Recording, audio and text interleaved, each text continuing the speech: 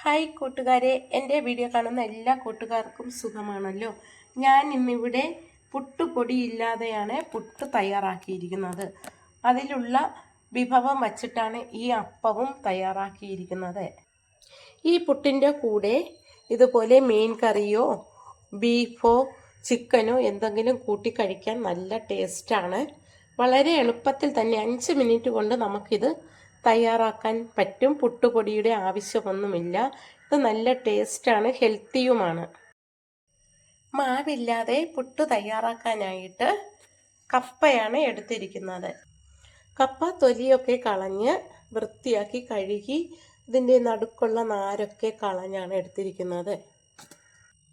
ഇത് നമുക്കിനി ഇങ്ങനെ ചുരണ്ടിയെടുക്കാം. കപ്പയ്ക്ക് ചില സ്ഥലങ്ങളിൽ മരിച്ചീനി എന്ന് പറയും, ചില സ്ഥലങ്ങളിൽ കിഴങ്ങെന്ന് പറയും, ചില സ്ഥലങ്ങളിൽ കൊള്ളി എന്ന് പറയും. ഓരോ നാടുകളിലും ഓരോരോ പേരാണ് ഈ കപ്പയ്ക്കുള്ളത്. ഇവിടെ നമ്മുടെ തിരുവനന്തപുരത്തുകാർ മരിച്ചീനി എന്നും കപ്പയെന്നുമൊക്കെ പറയും. ആറ്റിങ്ങലിലുള്ളവരൊക്കെ ആണെങ്കിൽ കിഴങ്ങെന്നാണ് പറയുന്നത്, മരക്കിഴങ്ങെന്നൊക്കെയാണ് പറയുന്നത്. ഇത് നമുക്കെല്ലാം ചുരണ്ടിയെടുക്കാം. ഇതുപോലെ എല്ലാം നമുക്ക് ചുരണ്ടിയെടുക്കണം. എല്ലാ കപ്പയും ചുരണ്ടിയെടുത്തു.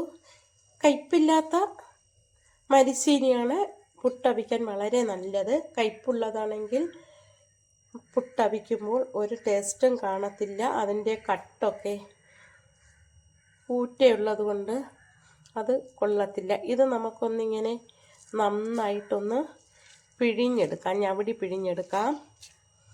ഇതുപോലെ നന്നായിട്ട് പിഴിഞ്ഞെടുക്കണം. ഇതുപോലെ മുഴുവനായിട്ട് നന്നായിട്ടൊന്ന് പിഴിഞ്ഞെടുക്കണം. ഞാനിപ്പോൾ എല്ലാം പിഴിഞ്ഞെടുത്തു. ഇത് പിഴിഞ്ഞെടുത്തതാണ്, ഇതാണ് അതിൻ്റെ ഊറ്റിയെടുത്തത്. ഇനി നമുക്ക് ഇതിലേക്ക് ആവശ്യത്തിന് കുറേ വെള്ളം ഒഴിച്ചു കൊടുക്കാം. വെള്ളമൊഴിച്ചിട്ട് നന്നായിട്ടൊന്നുകൂടി കഴുകിയെടുക്കാം. ഇത് ചീകിയ ഉടനെ തന്നെ കഴുകിയെടുക്കാം. ഇത് വീണ്ടും നന്നായിട്ട് ഞെക്കി പിഴിഞ്ഞെടുക്കണം. ഇതേപോലെ മുഴുവനായിട്ടും പിഴിഞ്ഞെടുക്കാം. ഇതുപോലെ 2 വട്ടം പിഴിഞ്ഞെടുക്കണം, അല്ലെങ്കിൽ കയ്പും ഊറ്റയും ഒക്കെ കാണും. അത് കഴിക്കാൻ പാടില്ലാത്തത് കൊണ്ടാണ് ഇങ്ങനെ 2 വട്ടം പിഴിഞ്ഞെടുക്കുന്നത്. മൊത്തവും പിഴിഞ്ഞെടുത്തു. ഈ ഊറ്റിയ വെള്ളത്തിലേക്ക് ആദ്യമേ എടുത്തു വെച്ചതും കൂടി ചേർത്ത് കൊടുക്കാം. ഇനി നമുക്കിതൊന്ന് അരിച്ചെടുക്കാം. ചെറിയ ചെറിയ ചീകിയ കിഴങ്ങ് കഷ്ണങ്ങൾ അതിൽ കാണും, അതുകൊണ്ടാണ് ഇത് അരിച്ചെടുത്തത്. ഇത് നമുക്കിനി മാറ്റി വയ്ക്കാം. നല്ല തുറുതുറാന്ന് പിഴിഞ്ഞെടുത്തു. ഇനി നമുക്ക് പുട്ട് അവിച്ചെടുക്കാം. തേങ്ങയും ചുരണ്ടി വെച്ചു. ആദ്യം തേങ്ങ ഇട്ട് കൊടുക്കാം കുറ്റിയിലേക്ക്.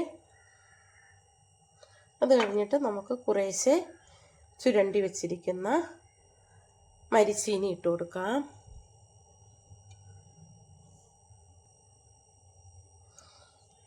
ഇനി തേങ്ങ ഇട്ട് കൊടുക്കാം.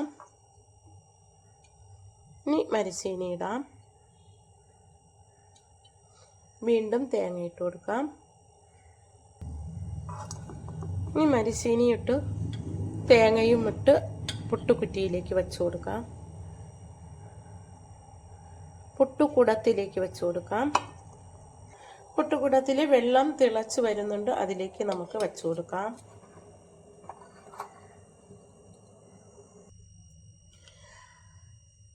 ഒരു കുറ്റി പുട്ട് വെന്തു, നമുക്കത് നീക്കിയിട്ട് കൊടുക്കാം. ഇത് ആവി വന്ന് കഴിഞ്ഞാലും കുറച്ച് സമയം കൂടി വേകാനായിട്ട് വെക്കണം. പച്ച മരിച്ചീനി ആയതുകൊണ്ടാണ്. ഞാൻ ഈ പിഴിഞ്ഞെടുത്തതിന് ശേഷം മരിച്ചീനി ചുരണ്ടിയതിൽ ഉപ്പും കൂടി ഇട്ട് കുഴച്ചാണ് എടുത്തത്. അത് പറയാൻ ഞാൻ മറന്നുപോയി. ഉപ്പ് കൂടി ഇട്ട് വേണം പുട്ട് അവിച്ചെടുക്കാനുള്ളത്. അടുത്തത് കൂടി നമുക്ക് കുറ്റിയിലേക്ക് വാരി ഇട്ട് കൊടുക്കാം. ഇനി നമുക്ക് മാറ്റി വെച്ച മരിച്ചീനി കഴുകിയ ആ വെള്ളം ഊറാൻ വെച്ചിരുന്നു. ആ മുകളിലുള്ള വെള്ളം നമുക്ക് ഒരു പാത്രത്തിലേക്ക് മാറ്റാം. ഇതിങ്ങനെ തെളിയിച്ച് ഒഴിക്കണം. അടിയിൽ അതിൻ്റെ കട്ട് ഉറഞ്ഞിരിക്കും. പണ്ട് കാലങ്ങളിൽ ഈ കട്ടെടുത്ത് അപ്പം ചുട്ടു കഴിക്കുമായിരുന്നു. ഇതാണ് അടിയിൽ ഉറഞ്ഞ ആ കട്ട്. ഇപ്പോൾ ഇതൊക്കെ പറയാൻ ചില ആൾക്കാർക്കൊക്കെ നാണക്കേടാണ്. എനിക്ക് അങ്ങനെ പറയാൻ ഒരു നാണക്കേടുമില്ല. എൻ്റെ കുട്ടിക്കാലത്ത് അമ്മുമ്മയൊക്കെ മരിച്ചീനി കഴുകുന്ന വെള്ളം ശേഖരിച്ച് വെച്ചിട്ട് ഇതുപോലെ ഊറുമ്പോൾ എടുത്ത് അപ്പം തേങ്ങ ചിരണ്ടിയിട്ട് ചുട്ടു തരുമായിരുന്നു. ഇത് ഞാൻ അതുപോലെ ചുടാനാണ് എടുത്തു വെച്ചത്. ഇത് കളയേണ്ട ആവശ്യമൊന്നുമില്ല. ഏറെ ഗുണമുള്ളതാണിത്. ഇതിലേക്ക് നമുക്ക് തേങ്ങ ചുരണ്ടിയത് കൂടി ചേർത്ത് കൊടുക്കാം. ഉപ്പ് വേണമെങ്കിൽ ഉപ്പിടാം, മധുരം വേണമെങ്കിൽ മധുരമിടാം. ഇഷ്ടമുള്ളത് എന്തെന്ന് വെച്ചാൽ അതിട്ടാൽ മതിയാകും. ഞാനിപ്പോൾ ഇതിലേക്ക് കുറച്ച് ശർക്കര ചീകിയാണ് ഇട്ട് കൊടുക്കുന്നത്. ഇതിലേക്ക് ഒരു ഏലക്ക കൂടി ചേർത്തിട്ട് ഒന്ന് നന്നായിട്ട് ഇളക്കി കൊടുക്കാം. പണ്ട് കാലങ്ങളിൽ ശർക്കരയും ഏലക്കയൊന്നും കാണത്തില്ല ചേർക്കാനായിട്ട്. ഉപ്പ് മാത്രമിട്ടാണ് ചുട്ടു കഴിക്കുന്നത്. അന്നത്തെ കാലത്ത് വളരെ ബുദ്ധിമുട്ടി കഴിഞ്ഞ ആൾക്കാരെല്ലാം ഇതേപോലെ തയ്യാറാക്കി കഴിക്കുമായിരുന്നു. ഇപ്പോൾ ഇതൊന്നും ആരും പറയാറില്ല, ബുദ്ധിമുട്ടിൻ്റെ കാര്യങ്ങളൊന്നും. എൻ്റെ അമ്മുമ്മയൊക്കെ ഇങ്ങനെയൊക്കെ കഴിച്ചതുകൊണ്ട് അമ്മുമ്മയ്ക്ക് അസുഖങ്ങളൊന്നും ഉണ്ടായിരുന്നില്ല. ഇനി ഒരു ചട്ടി ചൂടാകുമ്പോൾ അതിലേക്ക് 1 സ്പൂൺ വെളിച്ചെണ്ണ ഒഴിച്ചു കൊടുക്കാം. കുറച്ച് എണ്ണ മതി ഇത് ചുട്ടെടുക്കാൻ. ഇനി നമുക്ക് ഇതൊന്ന് ചൂടാകുമ്പോൾ ഈ തയ്യാറാക്കി വെച്ചിരിക്കുന്ന കൂട്ട് അതിലേക്ക് ഒഴിച്ചു കൊടുക്കാം.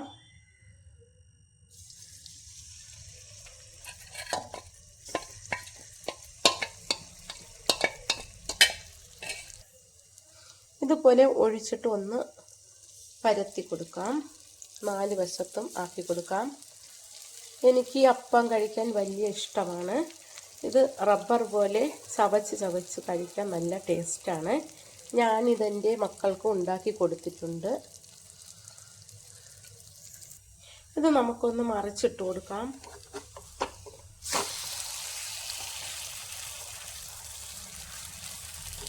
ഇത് കഴിക്കാൻ നല്ല ടേസ്റ്റാണ്. ഈ അപ്പം ഗുണങ്ങളൊക്കെ ഉള്ളതാണ്. രണ്ടാമത്തെ കുറ്റി പുട്ടും വെന്തു. നമുക്കത് നീക്കിയിട്ട് കൊടുക്കാം. ഞാനിപ്പോൾ 2 കുറ്റിയാണ് അവിച്ചെടുത്തത്. അപ്പം 2 സൈഡും നന്നായിട്ട് വെന്തു. നമുക്കിനി തീ ഓഫ് ചെയ്ത് കൊടുക്കാം. 1/2 കിലോ മരിച്ചീനി കൊണ്ട് നല്ല മരിച്ചീനി പുട്ട് തയ്യാറാക്കി. അതിൻ്റെ ഊറലെടുത്ത് ഊറ്റയൊക്കെ കളഞ്ഞിട്ട് അപ്പവും തയ്യാറാക്കി. ഇത് നല്ല ടേസ്റ്റാണ് കഴിക്കാനായിട്ട്. ഈ മരിച്ചീനി പുട്ടിൻ്റെ കൂടെ നല്ല മീൻ കറിയോ ബീഫോ ചിക്കനോ എന്തെങ്കിലും കൂട്ടി കഴിക്കാൻ നല്ല ടേസ്റ്റാണ്. ഇപ്പോൾ പുട്ടുമായി അപ്പവുമായി നല്ല മീൻ കറിയും കൂട്ടി ഇത് കഴിക്കാൻ നല്ല ടേസ്റ്റാണ്. ഞാൻ തയ്യാറാക്കിയ ഈ വീഡിയോ ഇഷ്ടമായെങ്കിൽ ആദ്യമായി കാണുന്നവരെല്ലാം എന്നെ സപ്പോർട്ട് ചെയ്യണം, സബ്സ്ക്രൈബ് ചെയ്യണം. Thank you.